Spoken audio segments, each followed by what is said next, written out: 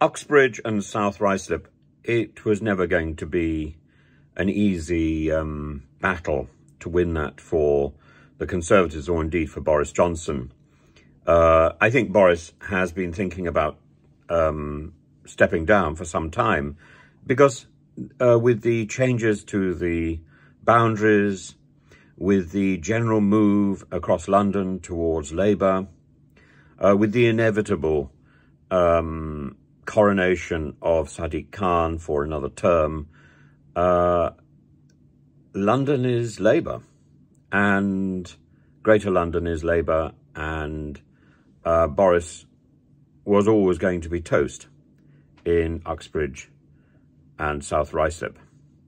So I think there is an argument for saying that Boris has seized on the Nadine Dorries story as an excuse, simply as an excuse, not as something serious, just as a reason to duck the inevitable disaster that was mounting up for him.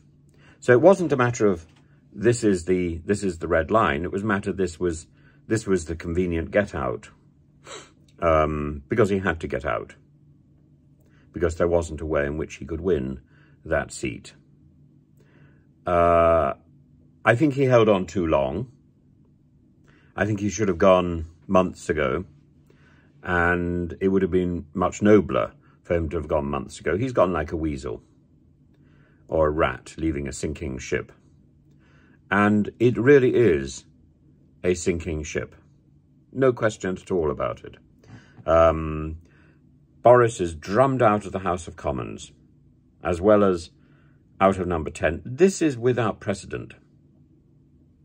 And the third in these options, Boris is drummed out of his parliamentary seat. I think that was one too many for Boris, and that was the one that was inevitable. The other two actually were not inevitable. What I think would have been very interesting was if Boris had retained power with the boundary changes. He could have been a sitting MP who lost his seat.